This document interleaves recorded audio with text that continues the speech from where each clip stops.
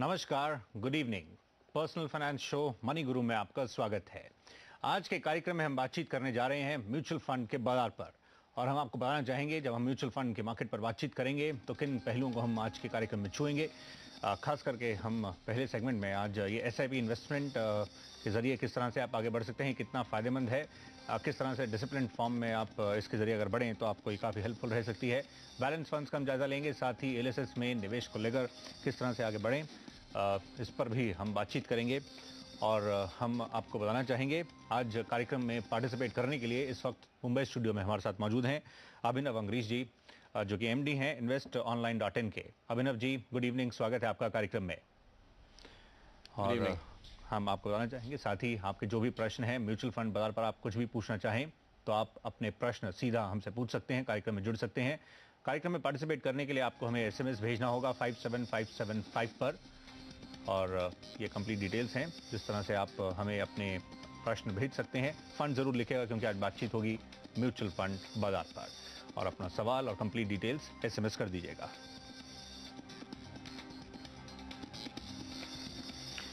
और आइए कार्यक्रम के हम आगे बढ़ाते हैं। पहला प्रश्न हम शामिल करते हैं। जो पहला प्रश्न इस समय हमारे साथ पूछने के लिए जमशेदपुर से पहले दर्शक मौजूद हैं, जगमोहन अग्रवाल साहब। आपका स्वागत है अग्रवाल साहब, बताइए, सवाल बताएं आप। हाँ, गुड इवनिंग सर। जी बताइए प्लीज। हाँ सर, मैं ये Birla sun life front line equity और HDFC टॉप 200 में SIP के थ्रू 2500 इन्वेस्ट कर रहा हूँ जी। आफ्टर 10 ईयर्स हमारे को कितना रिटर्न मिल सकता है? ओके। और सर 5000 पर मंथ SIP के लिए और कोई अच्छे फंड हमें सजेस्ट करें। ओके, आप ये बता सकें जिस तरह से आप ऑलरेडी जो आपने इन्वेस्टमेंट किया उससे आप खुद संतुष्ट हैं, सेटिस्फाइड हैं? अभी तक के परफॉर्मेंस तो सर मैं सेटिस्फाई हूँ वैसे। ओके, चलिए आपको इसमें हेलो जी बताएं। हाँ सर, इसमें हमारे मीन्स इक्विटी रिलेटेड फंड हो गया ना सर ये? जी हाँ, तो ये 5000 जो हमारे को और इन्वेस्टमेंट करना है, तो ये इक्विटी में जाऊं कि या और कोई बैलेंस फंड या डेब्ट फंड में जाऊं, वो आप सजेस्ट करें हमारे को। चलिए आपको राय दिलवाते हैं। हमारे साथ जिस तरह से अभिनव साहब मौजूद हैं। अभिनव जी बताइए, जिस तरह से ऑलरेडी जो इन्होंने इन्वेस्ट किया हुआ है वो अच्छे विकल्प लग रहे हैं, पर ये और इन्वेस्ट करने का सोच रहे हैं और जानना चाह रहे हैं कैसे आगे बढ़ना चाहिए। आप बताइए, आपकी क्या राय रहेगी? जी सर, अब जैसे आपने बताया Birla sun life frontline equity HDFC top 200 दोनों कंसिस्टेंटली परफॉर्मिंग फंड्स हैं, बहुत बेहतर रिटर्न्स दिए हैं। अगर आप हिस्टोरिकली भी अगर देखें तो पिछले 5 साल में दोनों ने in excess of 25% annualise return दिए हैं, and over a period of 7 years they more than 30% each. मैं ये नहीं कह रहा हूँ कि जो हिस्टोरिकल परफॉर्मेंस है that will continue, but it's always safe to assume that 12 to 15% average returns on these funds is fairly possible. और अग्रवाल जी का horizon is for 10 years, so I don't see any reason that he should not get that return. एक वो दूसरा, अगर वो funds add कर रहे हैं तो मेरा सजेशन होगा इन्हीं 2 फंड्स में ऐड करें। कोई फंड ज़्यादा ऐड करने से ऐसा नहीं होता है कि आपके रिटर्न्स मल्टीप्लाई होते हैं। I mean in fact multiple schemes can generally not give you the kind of performance एक जो कंसोलिडेटेड पोर्टफोलियो देता है। तो उस हिसाब से इन्हीं 2 फंड्स में ही वो अपना निवेश बढ़ा सकते हैं, हालांकि अलग अलग डेट्स लेके इनमें इन्वेस्ट करें।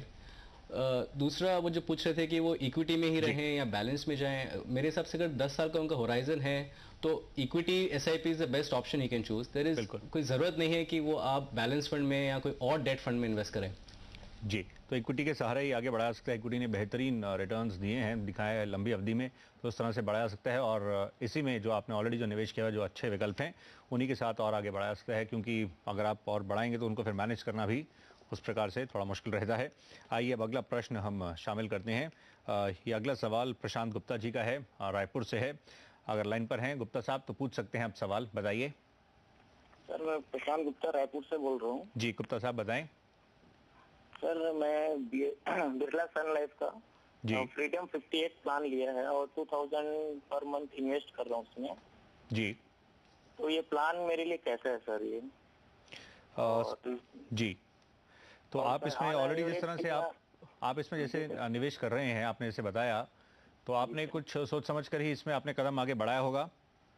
जो आपने इसको चूज किया, क्यों आखिर इसी को चूज किया था आपने?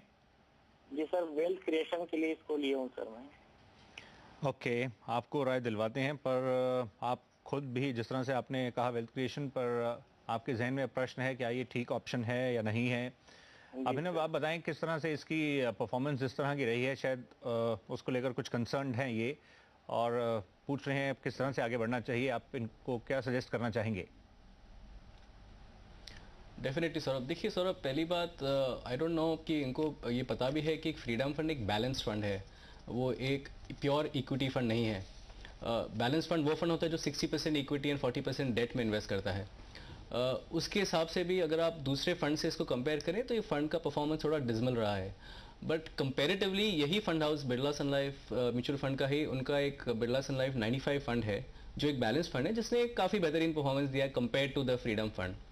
उसके अलावा वो चाहें तो एक कैनरा रोबेको का बैलेंस फंड भी चूज़ कर सकते हैं, जिसका भी रिटर्न कंसिस्टेंट रहा है। अगर आप हिस्टोरिकली देखें 3 to 5 ईयर्स में दोनों फंड्स ने 15% प्लस रिटर्न्स दिए हैं। अगर आप एक पूरा सब बैलेंस्ड फंड के जितने स्कीम्स हैं सबको कंपैरेटिवली एनालिसिस उसका करें तो आप ये देखेंगे कि HDFC प्रूडेंस फंड ने सबसे अच्छा रिटर्न दिया है। पर इन्वेस्टर्स को ये समझना चाहिए कि HDFC प्रूडेंस फंड एक ऐसा बैलेंस फंड है जो 75% इक्विटी और 25% डेट में है, अनलाइक जो बाकी जितने बैलेंस फंड जो 60-40 का रेशियो रखते हैं। तो मेरे हिसाब से इनका शिफ्ट करना बेटर रहेगा। दूसरा, अगर ये वेल्थ क्रिएशन ही देख रहे हैं, अगर होराइजन लॉन्ग है तो बैलेंस फंड की बजाय वो SIP ही कर रहे हैं, तो एक डाइवर्सिफाइड इक्विटी फंड में क्यों ना करें। जी, ये भी एक आपके सामने ऑप्शन है, पर आपको बताया गया है कैसे आप इसमें से मूव कर सकते हैं, और कुछ बेहतरीन विकल्प उनकी डिटेल्स भी स्क्रीन पर हैं, तो इस तरह से आप आगे बढ़ सकते हैं। प्रशांत जी, आइए अब अगला सवाल हम शामिल करते हैं, ये क्योंकि आज हम बातचीत कर रहे हैं म्यूचुअल फंड्स पर, तो प्रश्नों का सिलसिला हम आगे बढ़ाते हैं और भी दर्शक शामिल होना चाह रहे हैं। इससे अमृतसर से हमारे साथ सिमरदीप सिंह साहब हैं। जी बताइए सिंह जी, प्रश्न बताएं। जी नमस्कार सर। जी बताएं। नमस्कार। हाँ जी सर, मैं पूछना चाहता था कि टैक्स बचाने के लिए कौन सा ELSS बेस्ट रहेगा।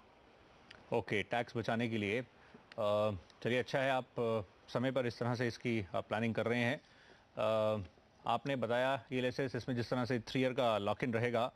बताइए अभिनव, कुछ बेहतरीन ELSS फंड्स के बारे में बताएं। आपका ये भी प्रश्न आपने हमने जो देखा SMS के जरिए भेजा है, आप ये भी जानना चाह रहे हैं कि मैं इसमें जो इन्वेस्टमेंट है वो एक मुश्त करूं या SIP के जरिए, ये भी आप जानना चाह रहे हैं?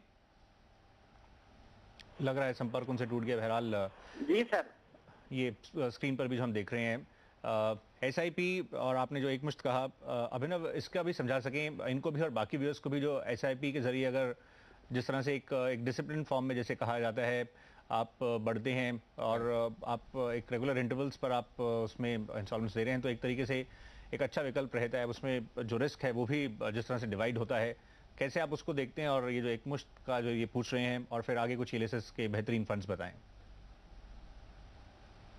बिल्कुल सौरभ, बड़ा ठीक कहा आपने कि SIP investment is the right investment to do, because ये करता क्या है कि जो आपके मंथली इन्वेस्टमेंट्स हैं इसको एवरेज आउट करके जो आपकी प्राइस है वो इवेंचुअली लॉन्गर टर्म में एक एवरेज प्राइस आती है।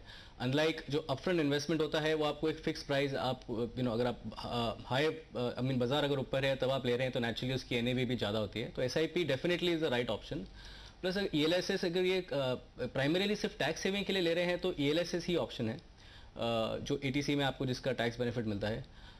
बट मंथली इसमें करें तो बेटर है, बिकॉज मैक्सिमम लिमिट इनकी इसमें 1 लाख रुपए की है, तो वो चाहें तो एक पूरे साल में वो स्प्लिट करके उसको इस तरह करें कि उनकी अप्रैल टू मार्च के बीच में 1 लाख रुपए तक की वो ATC का बेनिफिट्स ले सकते हैं। मैं 3 स्कीम इसमें रिकमेंड कर सकता हूँ। एक, आप ICICI प्रू का टैक्स प्लान चूज़ कर सकते हैं। DSP ब्लैक रॉक का टैक्स सेवर फंड है, और एक रेलीगेयर टैक्स प्लान है।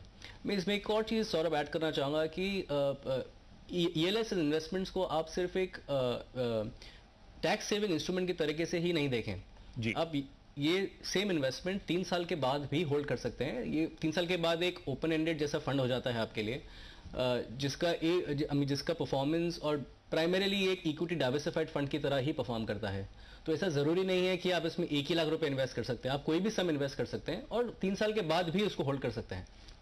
जी, तो 3 ईयर का लॉक इन है, पर उसके आगे भी आप इसमें बने रहें तो वो और भी आपके लिए अच्छा रह सकता है। हम रुकेंगे एक ब्रेक के लिए। जिस तरह से हम बातचीत कर रहे हैं म्यूचुअल फंड बार पर, जब हम लौट कर आएंगे तो कुछ और हम प्रश्नों को शामिल करेंगे, कुछ और इस प्रकार के इश्यूज हैं जिनको हम कार्यक्रम में शामिल करेंगे। आइए उन पर निगाह डाल लेते हैं। जब हम ब्रेक के बाद लौट कर आएंगे तो स्पेसिफिकली कार्यक्रम के दौरान हम जो थीमेटिक फंड्स हैं इन पर बातचीत करेंगे, कोरेका इंडो वर्ल्ड फंड पर भी हम बातचीत करेंगे, और साथ ही HDFC का जो इंडेक्स सेंसेक्स प्लस फंड है इस पर भी बातचीत, एक ब्रेक लेते हैं, हम जल्दी लौट कर आएंगे।